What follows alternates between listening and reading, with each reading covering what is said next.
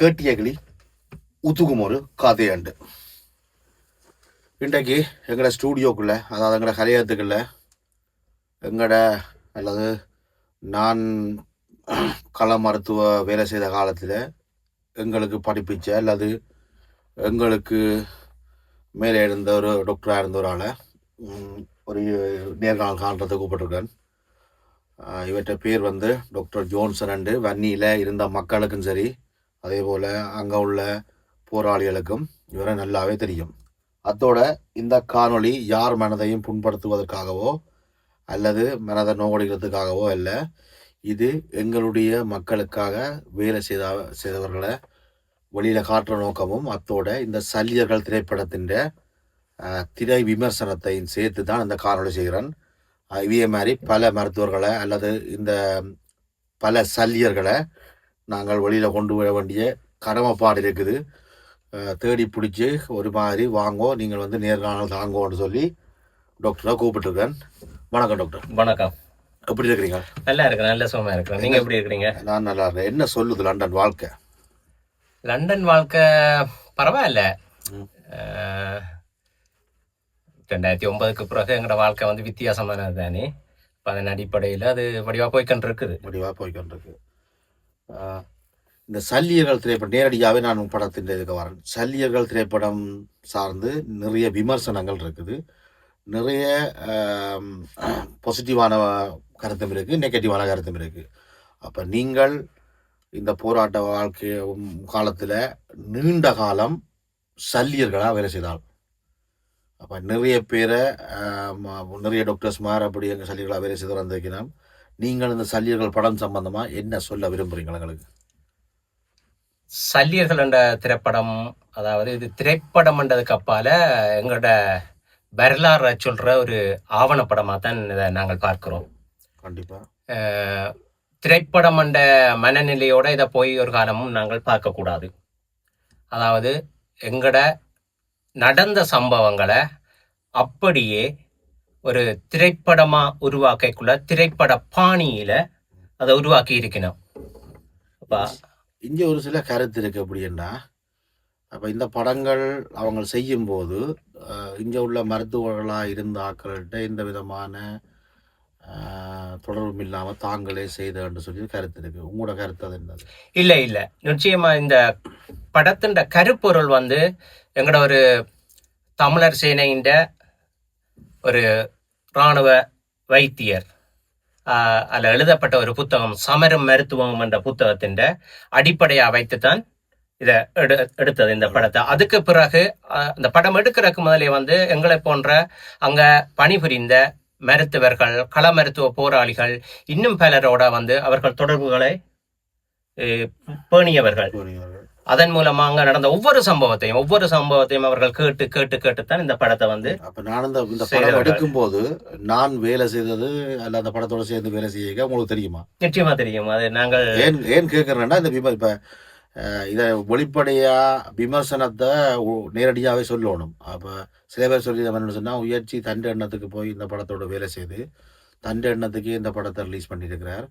ஆனால் இதுக்கும் போராளி மருத்துவராக இருந்தவர்களுக்கும் அல்லது பெரிய பெரிய டாக்டர்ஸாக இருந்தாங்க, இப்போ எனக்கு சீனியராக பெரிய சர்ஜனாக இருந்த மூலமாய நாட்களுக்கும் சம்பந்தம் இல்லைன்னு சொல்லி கருத்து வழியில் போகுது. மற்ற இந்த படம் வந்து பிள்ளையா எடுக்கப்பட்ட ஒரு கருத்து இருக்கு. அப்போ அதை பற்றி தான் நீங்கள் சொல்லுங்க. இல்லை, நிச்சயமா வந்து இந்த படத்தை வந்து எடுக்க தொடங்குறதுக்கு முதலே வந்து உங்களோட தொடர்பு கொண்டது சம்பந்தமாக வந்து நீங்கள் எங்களோட கலந்து ஆலோசிச்சிருந்தீங்கள். நான், வாமண்ணன், முரளி அண்ணன், தணிகை மற்றும் பலரோட வந்து நாங்கள் இது சம்பந்தமாக எல்லாரும் உண்டா இருந்து கதைச்ச நாங்கள். அப்போ கதைச்சுத்தான் வந்து எங்களால் வந்து அந்த நேரம் வந்து இந்தியாவுக்கோ வேறு இடங்களுக்கு போக இல்லாத ஒரு நிலையில் இருந்த நாங்கள். அப்போ உங்களுக்கு அந்த போகக்கூடிய வசதி இருந்தபடியால் உங்களை நாங்கள் அதுக்கு அனுப்பி போக சொன்ன நாங்கள். அப்போ அதே நேரத்தில் வந்து ஒவ்வொரு சம்பவத்தையும் நீங்கள் அங்கிருந்து கூட தொலைத்தொடர்பு ஊடாக வந்து கேட்ட நீங்கள் எல்லாம் கேட்டு இப்படி இந்த விடயங்கள் இப்படி இருக்குது, இந்த விடயங்கள் இப்படி இருக்குதுன்னு சொல்லி அப்போ நாங்கள் எல்லாம் சொன்னாங்க. எங்களுக்கு தெரிந்த விடயங்களை நாங்கள் சொன்னாங்க. அவர்கள் தங்களோட வசதிகளுக்கு ஏற்ற மாதிரி அந்த செயற்பாடுகளை அங்கே பதிவாக்கி இருக்கிறோம். ஒரு சில குறைகள் இருந்தது. அதை வந்து நான் அங்கே சொல்லி அதில் வட்டி மாற்றி செய்திருந்தேன்னா அந்த சில உடுப்புகள் அதுகள் மாற்ற முடியாது. ஏன்னா ஒருபடியாகவே ஷூட் பண்ணியிருந்தாலே அதை மாற்றிடாமல் போனது. மற்றது இன்னொன்று, இந்த ஒரு வருடத்துக்கு மேல் கிட்டத்தட்ட ஒரு வருஷம் இருக்குன்னு நினைக்கிறேன். இந்த திரைப்படம் வந்து எங்களுக்கு ஒரு குறிப்பிட்ட நபர்களுக்கு வந்து போட்டு காட்டினது. 2023ஆம் ஆண்டு இந்த படம் முதலாக யூகேக்கில் கொண்டு வந்த நான் கருணாசனையும் கொண்டு வந்து வெம்பிலியில வந்து இந்த படத்தை நாங்கள் போட்டு அதில் நிறைய மருத்துவர்கள், மருத்துவ போராளிகள், மகளிர் மருத்துவர்கள் வந்து எல்லாரும் குடும்பமாக இருந்து நாங்கள் பார்த்து அதில் சில திருத்தங்களை வந்து அதில் நாங்கள் சொன்ன சில சம்பவங்களை இப்படித்தான் சொல்லணும், இதுதான் நடந்தது, இப்படித்தான் நடந்தது, உடனட பாவனைகள் என்னண்டு மற்றும்படி அதில் குறை சொல்லக்கூடிய சொன்ன திருத்தங்களை இந்த படக்குழு நிறைவு திருத்திருந்ததா? நிறைவு செய்திருக்கின்ற அவர் சொன்னவர் எங்களுக்கு. நாங்கள் திருப்பி வந்து இந்த படம் திருப்பி 2024 போடும்போது இங்கே உணர்ந்து போடும்போது இந்த படம் நீங்க பாத்தீங்களா? வந்து இல்ல அந்த படம் அதுக்கு பிறகு நான் போடைக்கல, நான் பார்க்கல. முதல் தரம் தான் நான் பார்த்தேன் நான். ஆனா திருத்தவங்கள் செய்த என்று சொல்லி பார்த்தது, பார்த்த ஆக்கள் நீங்கள் கூட நீங்க பார்த்துட்டு நீங்க வந்து சொன்னீங்க இது மாறி இருக்குது, இதெல்லாம் மாத்தி இருக்குதுன்னு, பிரச்சனை இல்லையான்னு சொல்லி. அந்த படக்காட்சிகள் படத்துல திரைப்படத்துல காட்சிகளும் உங்களோட வாழ்வில் இப்போ நீங்கள் எடுத்த வச்சுக்கு சர்ஜனாவோ அல்லது ஒரு எடுத்த வச்சுக்கு டாக்டர் ஆகல தானே. அப்போ நீங்கள் கள மருத்துவராக இருந்து ஃபீல்ட் டாக்டராக இருந்து அப்படித்தானே வந்த நீங்கள். அப்போ உங்களோட வாழ்க்கையோட ஒத்து போனதா? நிச்சயமா. அதாவது இப்போ ஒரு மகளிர் அதில் முக்கியமாக வந்து அந்த நந்தினி என்ற கதாபாத்திரம் தான் அதில் வருது. அப்போ எங்களோட பிள்ளைகள் இப்போ அதாவது அங்கே சேவை செய்த மருத்துவர்களாக சேவை செய்த எங்களோட பிள்ளைகள் வந்து அவைகள் பார்த்துட்டு சொன்னவைகள் எங்களை மாதிரியே இருக்குதுண்டு. இப்போ எங்களோட அதே நடவடிக்கைகள், அதே முகபாவனை, அதே செயற்பாடுகள் அப்படியே 100% அவர்கிட்ட இருக்குதுன்னு சொல்லி ஒரு இங்க இருந்த ஒரு மருத்துவர் போராளி, இங்கதான் இப்ப இருக்கிறா, ஒரு சிறந்த மருத்துவர், கிட்டத்தட்ட அவரோட தோற்றத்தை இருக்குதுன்னு முதல்ல சொன்னது. அதில் எல்லாரும் பார்த்து அதில் கருணாசனனுக்கு வந்து அதில் எல்லாரும் நன்றி சொன்னது. நல்ல வேலையை நீங்கள் செய்ய முன் வந்திருக்கிறீங்க. பிறகு நாங்கள் கிட்டு அவர்களோடையும் வந்து நேரடியாக கதைச்சினாங்கள், எல்லாரும் கதைச்சினாங்கள். இப்போ அதில் சம்பந்தப்பட்ட எல்லாரும் அவரோட நேரடியாக நாங்கள் கதைச்சினாங்கள். நல்லொரு முயற்சி, நாங்கள் செய்ய வேண்டிய ஒரு வேலையை வந்து நீங்கள் உங்களோட திரைப்பட பாணியில் கொண்டு வந்ததுக்கு அவருக்கு முதலாவது நன்றி சொன்ன நாங்கள் இப்பயும் நன்றி சொல்கிறோம். நாங்கள் செய்ய வேண்டிய வேலை, அங்கே நடந்த சம்பவங்கள உண்மைத்தன்மைகளை அடுத்த சந்ததிக்கு நாங்கள் கடத்த வேணும். அந்த கடமையை நாங்கள் செய்யணும். நாங்கள் உயிரோடு இருக்கக்குள்ள அந்த வேலைகளை நாங்கள் கட்டாயம் செய்யணும். அதை வந்து ஒரு இயக்குனர் வந்து திரைப்படம் மூலமா கொண்டு வரார். இன்றைக்கு எல்லாரும் வந்து இப்படியான வேலைகளை செய்ய மாட்டாங்க. உங்களுக்கு தெரியும் என்னன்னு சொன்னா, வியாபார நோக்கத்தோட உலகம் இன்றைக்கு ஓடிக்கொண்டு இருக்குது. அப்ப இப்படியான படங்கள் அவர்கள் எடுக்கக்குள்ள வந்து அவர்களோட வளர்ச்சிகள் எல்லாம் வந்து பாதிக்கப்படும். நிச்சயமா நிறைய தடைகள் வரும். எல்லா தடைகளையும் தாண்டி ஒருத்தன் முன்னுக்கு கொண்டு வரான்னு சொன்னா அவரை வந்து நாங்கள் ஊக்குவிக்கணும். அவருக்குரிய அனைத்து உதவிகளையும் நாங்கள் கட்டாயம் செய்யணும் என்று நான் நினைக்கிறேன். ஈழத்தமிழர்களாக இருக்கிறாக்களை இந்த படத்தை நீங்கள் போய் ஒரு சாதாரணமாக படத்துக்கு போங்கொண்டு சொல்லுவீங்களா, அல்லது என்ன அடிப்படையில் நீங்கள் இந்த படத்தை ரெக்கமெண்ட் பண்ணுவீங்க? நிச்சயமா புலம்பெயர் தேசத்தில் இருக்கிற எங்களோட மக்களுக்கு வந்து ஒரு முக்கியமான ஒரு கடமை இருக்குது. புலம்பெயர் தேசத்துல பிறந்து வாழ்ற பிள்ளைகளுக்கு வந்து, எங்களோட தமிழ் பிள்ளைகளுக்கு வந்து எங்களோட வரலாற, அங்க நடந்த செயற்பாடுகளை வந்து சொல்லணும். பெற்றோர்கள் கட்டாயம் சொல்லணும். சொன்னாதான் அவர்களுக்கு அங்கத்திய செயற்பாடுகள் வழங்கும். அப்ப அவர்கள் சொல்றதை விட இப்படியான படைப்புகள் வரைக்குள்ள வந்து இந்த படைப்புகளை பாருங்கன்னு சொல்லி ஊக்குவிக்கணும். உங்களோட புள்ளி எழுந்த படத்தை பார்த்தவே தானே அவையர் என்ன சொல்லிருந்தாங்க? நிச்சயமா அவங்களுக்கு வந்து அப்பா எனக்கு நல்லா தெரியும். முள்ளிவாய்க்கால் சண்டை முடியும் போது உங்களோட மகளுக்கு எத்தனை வயது? மகளுக்கு 1 வயசு கூட இல்ல. உங்களோட 2 மகன்மாருக்கும் அவங்களுக்கு 4 வயசு. 4 வயது. அப்ப முள்ளிவாய்க்கால்ல 1 வயது குழந்தையோட 4 வயது குழந்தையோட நீங்கள் நெஞ்சால வரையக்கல அந்த புள்ளி எழுந்த படத்தை பார்த்து என்ன சொல்லினோம்? அவர்கள் பார்த்துட்டு சரியான, அப்பா நீங்க இப்படியா அப்பா இருந்த, நீங்கள் இப்படியா அம்மா இல்லாம இருந்தவ, இப்படியா மாமாக்கள் இருந்தவங்க, இப்படியெல்லாம் செய்த நீங்களா, பெரிய ஆச்சரியப்பட்டாங்க. ஏன் இந்த கேள்வியை கேட்கறேன்னா, குடும்பமே ஒரு மருத்துவராக இருந்த மனைவி டாக்டராக இருந்தா, இவன் டாக்டராக இருந்தது. அப்போ அவன் பிள்ளைகள் கூட இன்றைக்கு வியந்து பார்க்கணும், இப்படித்தான் எங்களோட லைஃப், அம்மா அப்பா லைஃப்ல இது வாழ்ந்தவையாண்டு, ரியல் ஹீரோக்களாக அங்கே வேலை செய்தவையான்னு சொல்லி நேரடியாக அது அவைக்கே இப்போதான் தெரியும். இந்த வீடியோக்களை பார்க்க, படங்களை பார்க்கல. ஆனால் சம்பந்தமே இல்லாத ஒரு தமிழாக்கள், வெளிநாட்டில் பிறந்து வளர்ந்த பிள்ளைகள் உண்மையாக இதை கண்டிப்பாக பார்க்கணும். என்ன காரணம்டா, இந்த மருத்துவம் இந்த போராட்ட காலத்தில் மருத்துவம் அல்லது மருத்துவ பிரிவு எப்படி இயங்கினதுன்றதை நீங்கள் தெரிஞ்சு கொள்ளணும். போய் சொல்லுங்க. நிச்சயமா என்னன்னு சொன்னா எங்கட போராட்டம்ன்றது வந்து எங்கட சந்ததிக்கு நடந்தது இல்லை. போர்ன்றது வந்து அந்த போராட்டம், எந்த ஒரு போராட்டம் வந்து அந்த போராடுபவர்கள் வந்து தங்களுக்காக செய்கிறது இல்லை, அடுத்த சந்ததிகளுக்காண்டித்தான் அவர்கள் போராடுகிறார்கள். அப்ப அடுத்த சந்ததிக்கு வந்து நாங்கள் இப்ப எங்கட போராட்டம் வந்து முடிவுக்கு வந்துட்டு, அதாவது ஆயுத போராட்டம் வந்து ஒரு முடிவுக்கு வந்துட்டு, ஆனா விடுதலை போராட்டம் முடிவடையல. அது தொடர்ச்சியா ஒரு ரிலே மாதிரி நடந்து கொண்டுதான் இருக்க போது ஒவ்வொரு வடிவங்கள்ல. அப்ப ஆயுத போராட்டத்தின் நடந்த சம்பவங்கள் எல்லாத்தையும் வந்து அடுத்த சந்ததிக்கு நாங்கள் கடத்தணும்.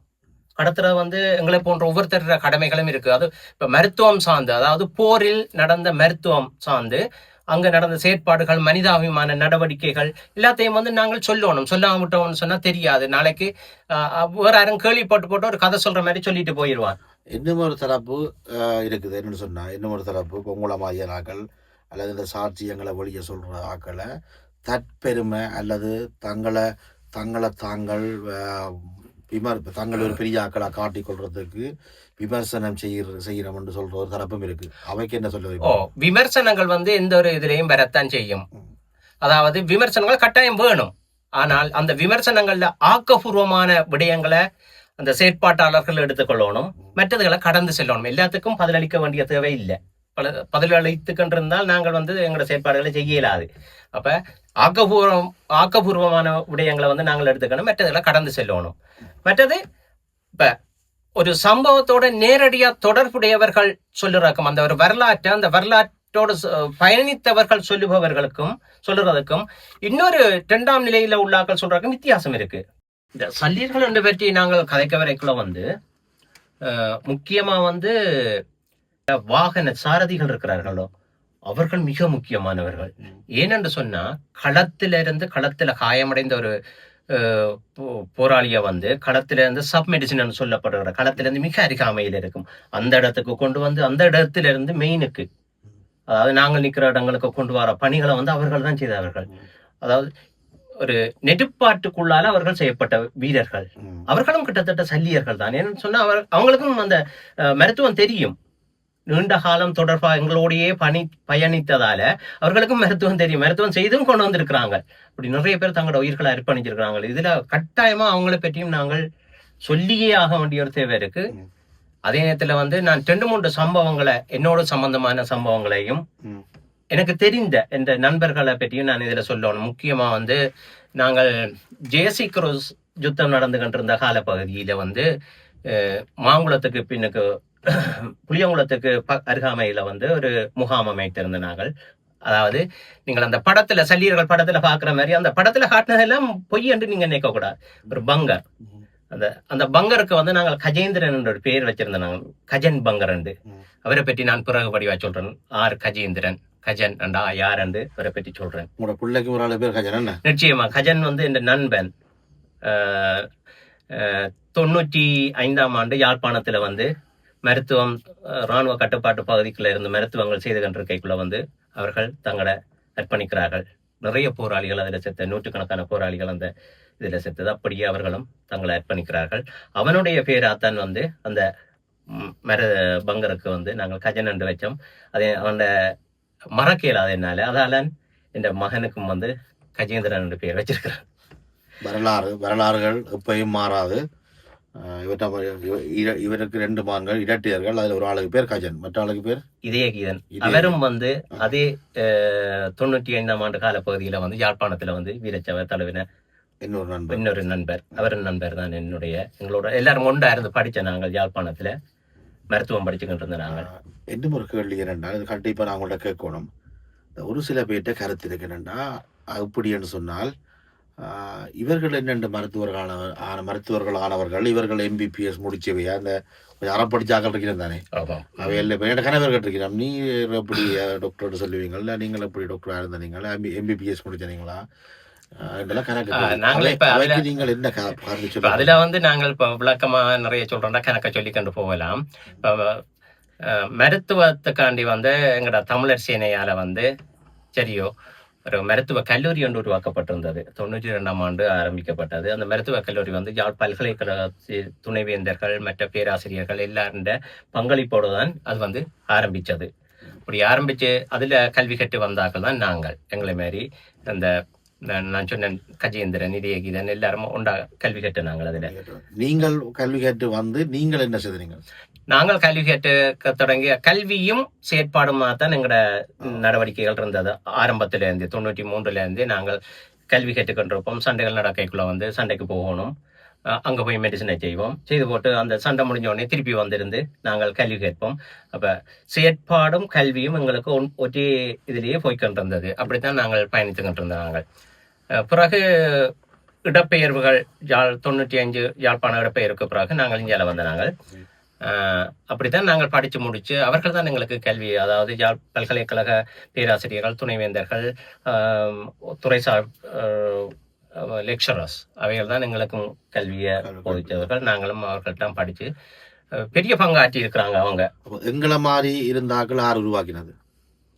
இப்போ உங்களை மாதிரி கள மருத்துவ போராளிகளை வந்து படித்த நாங்கள் என்ன செய்தோம், இப்போ ஒரு மருத்துவ கல்லூரிக்குள்ள நிறைய பிரிவுகள் இருந்தது. பொதுமக்களுக்கான இது சேவை செய்யக்கூடிய பிரிவுகளும் இருந்தது.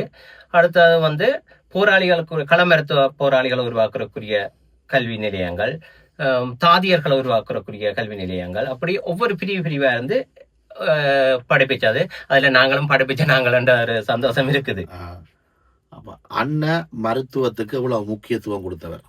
நிச்சயமா அவர் எந்த ஒரு சண்டையும் தீர்மானிக்கிறதுக்கு முதல் வந்து அவர் மருத்துவத்தை பற்றி தான் முதலாவது யோசிப்பார். மக்களுக்கான மருத்துவத்துல அண்ணன் என்ன முக்கியத்துவம் கொடுத்தவர்? மக்களுக்கு அண்ணன் இதுல வந்து மிக மகத்தா செயற்பட்டதுதான் நாங்கள் சொல்லலாம். அந்த நேரத்துல ஒன்று சொல்லுங்களா, என்ன அப்படி மக்களுக்கான மருத்துவத்துல? மக்களுக்கான மருத்துவம் ஒன்று பார்க்க போனா திலீபன் மருத்துவ சேவை இருக்குது. திலீபன் மருத்துவ சேவை தமிழீழம் எங்கும் இருந்தது. என்ன இன்றைக்கு எந்த மக்கள்கிட்ட போய் கேட்டாலும் திலீபன் மருத்துவ சேவையை பற்றி தான் சொல்லுவாங்க. எந்த நேரத்துல கதவை தட்டினாலும் அவர்கள் ரெடியா இருப்பாங்களாண்டு. பாம்பு கடியோ மகப்பேரோ எல்லா வைத்தியமும் எல்லாம் செய்தவர்கள். போராளி மருத்துவராக இருந்தீங்க. நீங்கள் மக்களுக்கு ஒரு பிரச்சனை இல்லை, மக்கள் ஒரு சனத்துக்கு பாம்பு அடிச்சிட்டா நீங்கள் இல்ல நாங்கள் போராளிகளுக்கு மட்டும்தான் செய்வோம், மக்களுக்கு செய்ய மாட்டோம்னு சொல்றீங்களா? இல்ல அண்ணன் வந்து எங்களை படிப்பிச்சு நாங்கள் படிப்பு முடிய விட்ட சந்திக்கைக்குள்ள ஒரு சொன்னவர், நீங்கள் எல்லாம் வந்து இப்ப பிரிஞ்சு போய் சேவை செய்ய போறீங்கள், யுத்தகலத்திலையும் யுத்தகலத்துக்கு வெளியே மக்களுக்கும் சேவை செய்ய போறீங்கள். சேவை செய்யக்குள்ள வந்து உங்கள்கிட்ட வார யாரா இருந்தாலும் அவர் உங்களோட நோயாளி. உங்கள்கிட்ட மருத்துவம் பார்த்தா வந்து எதிரியா இருந்தாலும் அவர் உங்கள்கிட்ட மருத்துவம். அந்த கேள்விக்கு உங்களுடைய மருத்துவ பயணத்துல ராணுவத்தினருக்கு நீங்க மருத்துவம் செய்தீங்களா?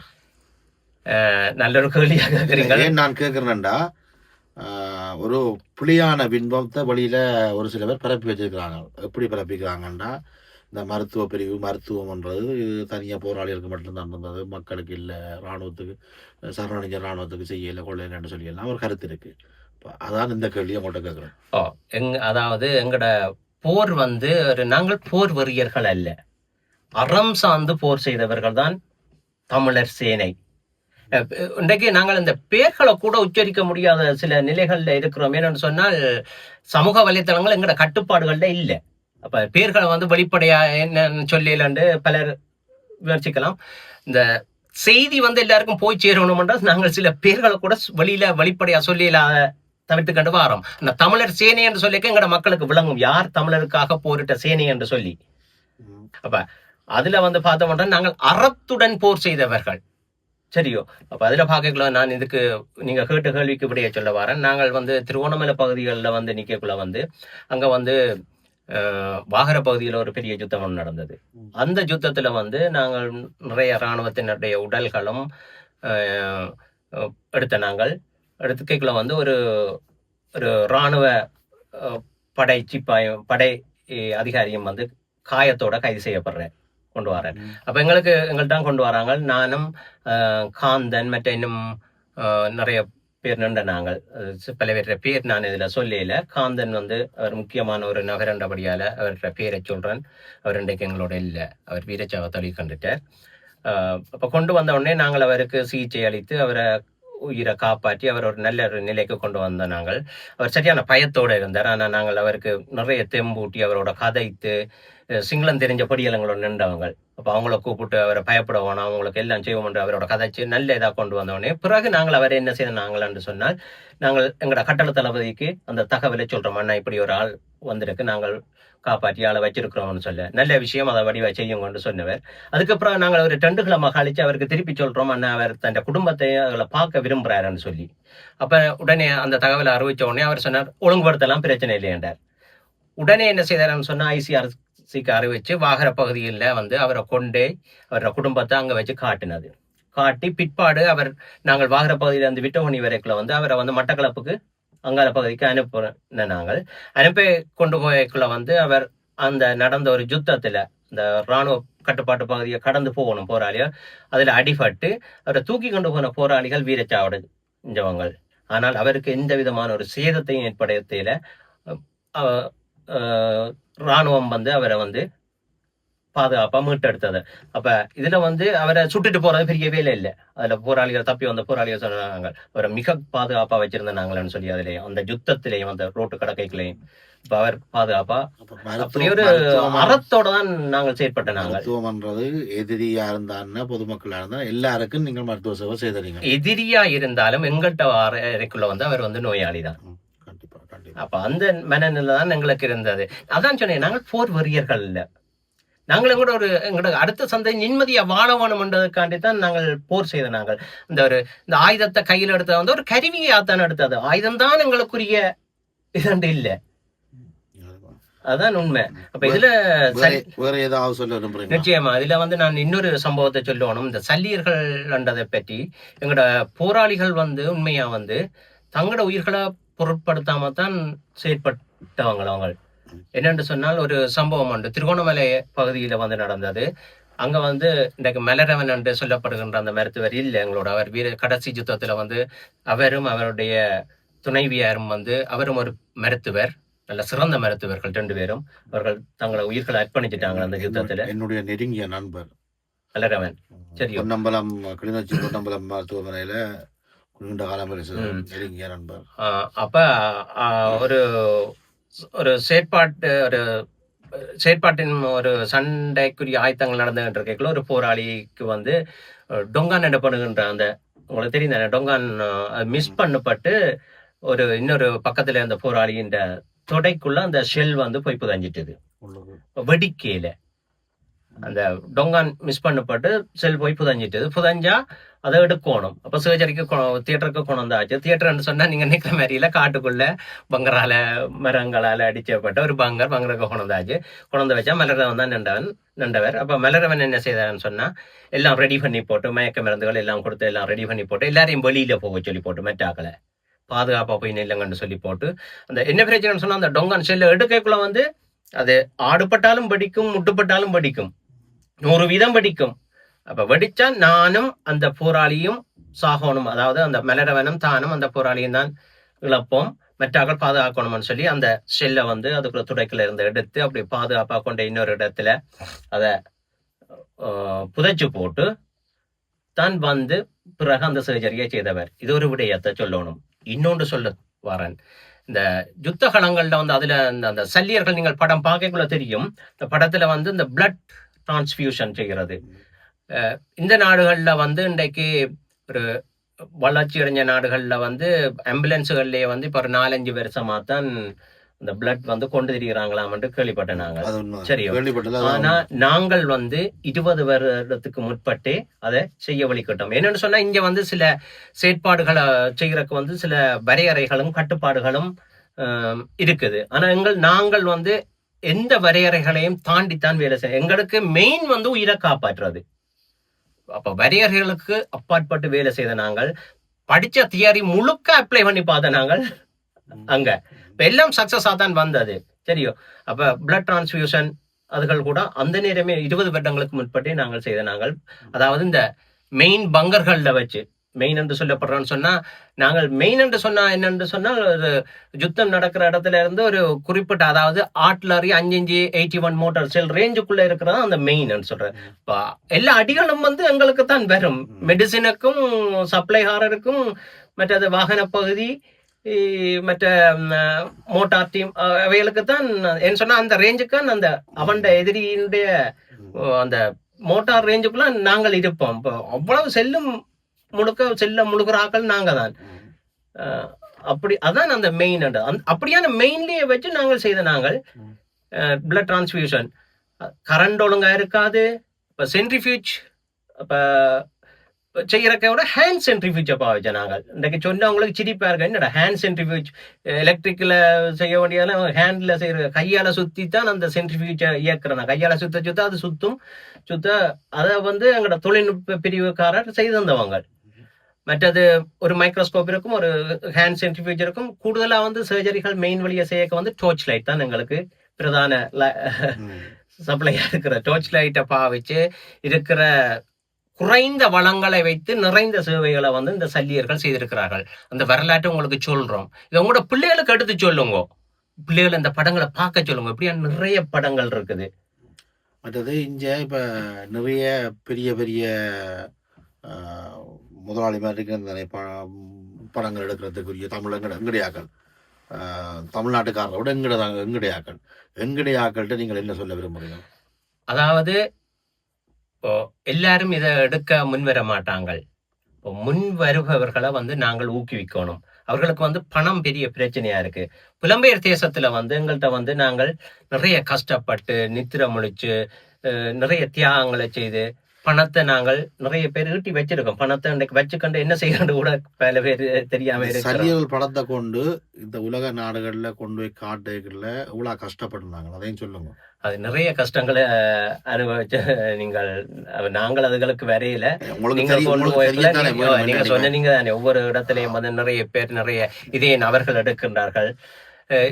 நாங்கள் எடுக்கலாம். இன்றைக்கு 10-15 வருஷம் தாண்டிட்டு இன்றைக்கு அதோட சம்பந்தப்பட்ட நாங்கள் கூட ஒரு கதையை கூட சொல்லாமல் இருக்கிறோம். ஆனா எங்களோட கதையை கேட்டு எங்களோட அயல் நாட்டில் இருக்கிற எங்களோட தொப்புள் கொடி உறவுகள்ல ஒருத்தன் வந்து அதை முன்னின்று எடுக்கிறான். அதாவது பெரிய விஷயம் என்ன, சின்ன விஷயம் இல்லை. அவனுக்கு இது உழைப்பு இல்லை, ஏதாவது இந்த வருமானம் அவருக்கு கிடைக்க போறது இல்லை. சல்லியனல் படம் இன்றைக்கு இவ்வளவு ஓடிக்கொண்டிருக்குது, OTT ஓடிக்கொண்டிருக்குது. எனக்கு தெரியல இந்த அவங்க போட்ட காசை இதுல இருந்து எடுப்பாங்களேன். ஏனென்றால் ஒரு ஆள் அந்த படத்தை OTT பார்க்கும்போது UK காசுக்கு இது 10 பவுண்ட்ஸ் ஆகும், 199 பாக்குறாங்க. அப்ப அவங்க கிட்டத்தட்ட இந்தியா காசுக்கு 1 கோடி செலவழிதான் அந்த படத்தை எடுத்தவங்க. அப்ப 199 கிட்டத்தட்ட இந்தியா காசுக்கு 230 ரூபா அப்படி வரும். அப்ப 1 கோடி எங்க எத்தனை 230 சேர்ந்து அந்த 1 கோடியை மீட்டு கொடுக்க போதான்னு எனக்கு தெரியல. லாப நோக்கத்துக்கு அப்பால இந்த படம் இந்த வெளியே வந்ததுல நான் பெருமை கொள்றேன்.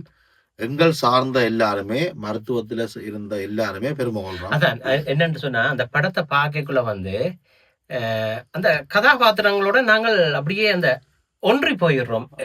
நாங்கள் அதுக்குள்ள நிக்கிற மாதிரி ஒரு உணர்வு இருக்கு. இன்றைக்கு 20 வருஷத்துக்கு முதல் நடந்த சம்பவங்கள் மனதில் அப்படியே ஓடும்.